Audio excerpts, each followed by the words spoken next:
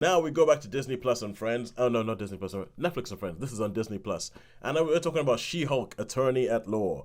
And there has been this whole thing. I mean, there is an arms race going on at the moment. Where has anybody? I know actually, Sharon. I know you have Paramount Plus, and Paramount Plus have Yes. essentially gone. Let's look at all of the intellectual property that we have ownership of, and let's remake it. Let's make a new American Gigolo. Let's do this kind of stuff. And Disney Plus have decided, what do we own? We have Pixar, we have Marvel, we have Star Wars, and so they've decided that they're just going to flood our TV screens with a whole bunch of TV shows based on a whole bunch of things that they own the rights to, with varying results. Now, She-Hulk, as the title might to give the show its full title, She-Hulk, Attorney at Law, is about a lady called Jennifer Walters who happens to be Bruce Banner's cousin.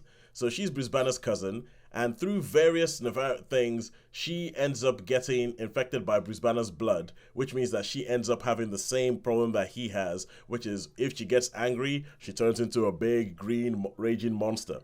And you meet Jen Walters at the beginning. She is quite she's one of these fourth wall breaking characters. So she sort of like gets there and looks at the camera and she tells you what's going on. You go back into you see how she got her powers, you see what happens with that. And there is a whole thing about it where Bruce Banner takes her down to Mexico to teach her how to teach her how to use the powers, and he has this whole binder of 15 years of being the Hulk, saying this is what you have to do and that's what you have to do, and you can't control it because whenever you get angry, it just comes out. And she she has a bit where she ends up being a better Hulk than he is because she can control it a lot better. And he's like, why? She's like, well, you just said like, anger and rage. That's the base level for women. I have to control my anger and my rage every single day. And and that happens in the first episode. And it kind of tells you where they're going with this show. So the fact is she doesn't want to become a superhero. The last thing she wants is to be a superhero. She wants to just carry on with her life as a lawyer.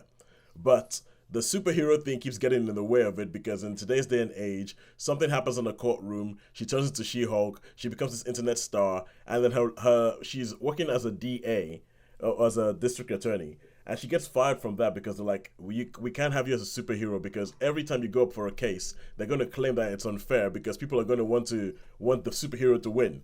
So she has no job but gets hired by a law firm that doesn't want her as Jen Walters, only wants her as She-Hulk. So they want her to be as a lawyer but as a superhero at work because they say setting up a superhero law division, and in this superhero law division they want to do things like if there's any collateral damage from a superhero's events, they're gonna represent them, that kind of stuff.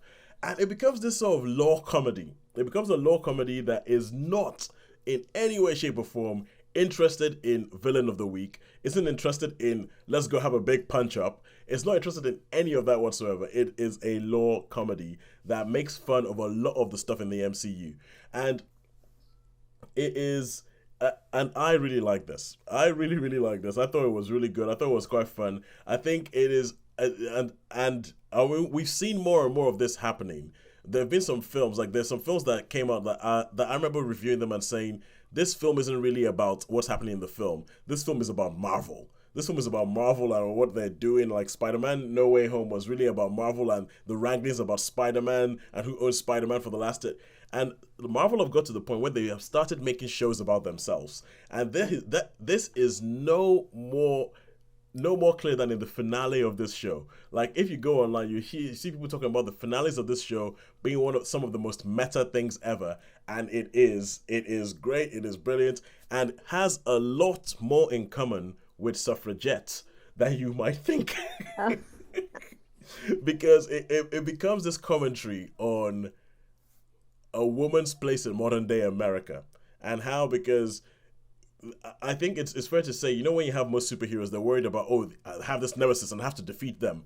She Hulk is more concerned about finding a date and how she's going to find a date than she is about saving the world. And they have all these cameos from different Marvel characters. Benedict Wong shows up as Wong. Tim Roth shows up as the Abomination from The Incredible Hulk all the way back, like oh God knows how wowzers. many.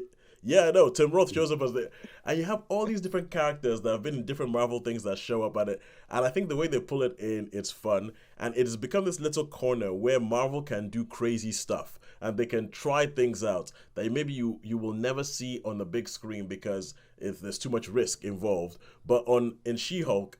They can go crazy. They can go out there. They can do things, and they do go crazy, and they do bring you the dumber side of Marvel, the dumber superheroes, the dumber characters. Really liked it, and I'll give it a 4 out of 5. I think it is.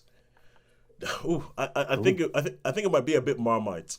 I think it might be a bit more. I think there's some people who will watch it and will hate it, and there's a certain section of the internet that anytime Marvel does anything that dares to put a woman in a front and center position, they kick off. They kick off and they say, "Oh, for goodness sake!"